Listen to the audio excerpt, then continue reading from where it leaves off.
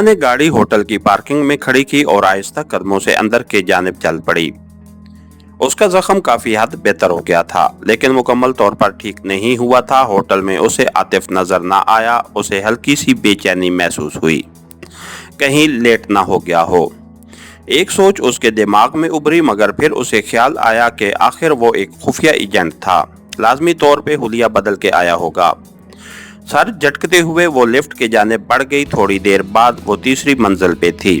कमरा नंबर 11 तलाश करने में उसे कोई दुश्वारी ना हुई। दरवाजे के करीब पहुंचते ही उसके एहसासात अजीब से हो गए थे। उसे अपने महबूब को हमेशा के लिए खुदा हाफिज कहना था।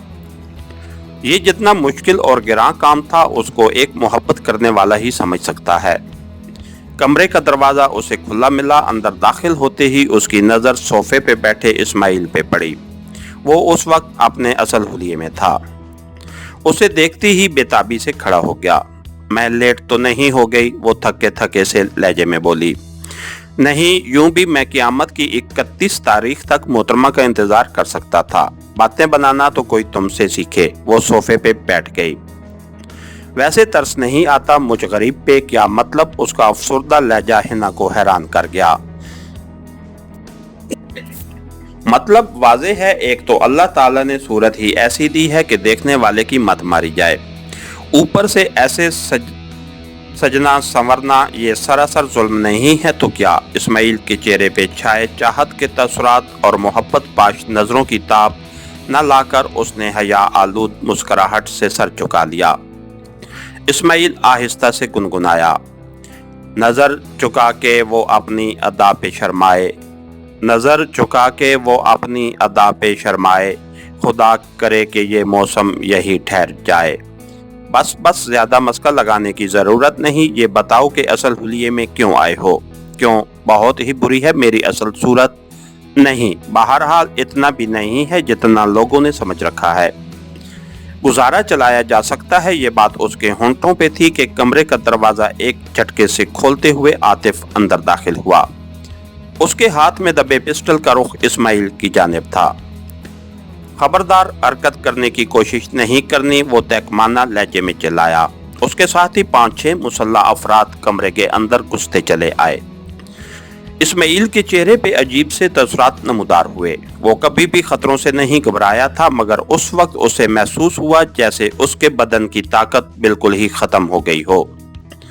उसकी सरसराती सोचों में एक ही सवाल गर्दिश कर रहा था कि ये क्या हिना की मुखबरी है? लेकिन उसके साथ ही दूसरी सोच ने सख्ती से इस ख्याल को झुठलाया। नहीं, वो कभी भी ऐसा नहीं कर सकती। उसने हिना की तरफ देखा। वो उसके जानिब ही मुतवज्जे थी। उसकी आंखों से छलकती नदामत और कपकपाते होंठों ने इस्माइल को लरजा दिया। वाज़ेह नजर आ रहा था कि वो इस कार्रवाई में बराबर की शरीक है। खड़े हो जाओ, गलत हरकत की तो शायद तेरी लाश को ले जाना पड़े। आतिफ की सर्द आवाज उसकी समातों में गूंजी। इस्माइल आहिस्तगी से खड़ा हो गया। छोटी, तुम इधर आ जाओ। इस मर्तबा उसकी मुखातिब हिना थी, जो उसके धमकी आमेज लहजे पे उसे शाकी नजरों से घूर रही थी। उसके कहने पे आहिस्तगी से खड़े होते हुए उसने इस्माइल शाह से मुखातिब होने की कोशिश की। शाह जी, मुझे। मगर उसकी बात पूरी होने से पहले इस्माइल का हाथ घूमा और चेहरे पे लगने वाले थप्पड़ से वो दोबारा सोफे पे गिर गई। तुम्हारी ये जुर्रत? आतिफ बिजली की सरत से हरकत में आया और उसकी टांग खतरनाक अंदाज में इस्माइल के सीने की तरफ बढ़ी, मगर इस्माइल उससे गाफिल नहीं था। उसने तेजी से अपने हाथों का क्रास बनाकर उसकी किक को रोका। उससे पहले कि आतिफ दोबारा हमला करता, हिना तेजी से उठकर उससे लपट गई। नहीं भैया, आपने वादा किया था। आतिफ ने बड़ी मुश्किल से खुद पे काबू पाया। उसी दौरान आतिफ के 2 साथियों ने आकर इस्माइल के दोनों बाजुओं से थाम लिया, जबकि तीसरा उसकी तलाशी लेने लगा।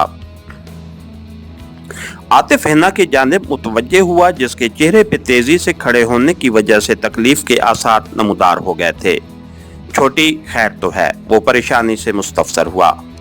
बाप भैया, जख्म में तकलीफ होने लगी है, वो कराते हुए बोली। उसकी तकलीफ में डूबी आवाज सुनकर इस्माइल यूं लगा जैसे किसी ने उसका दिल मुट्ठी में दबा लिया हो। मगर फिर उसे अपनी अफसुर्दगी पे गुस्सा आने लगा।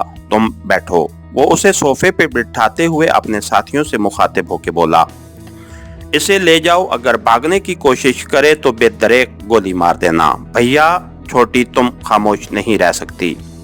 आतिफ ने बात मुकम्मल होने से पहले उसे झड़का। वो होंठ काटते हुए चुप हो गई। उससे इस्माइल की बेबसी नहीं देखी जा रही थी।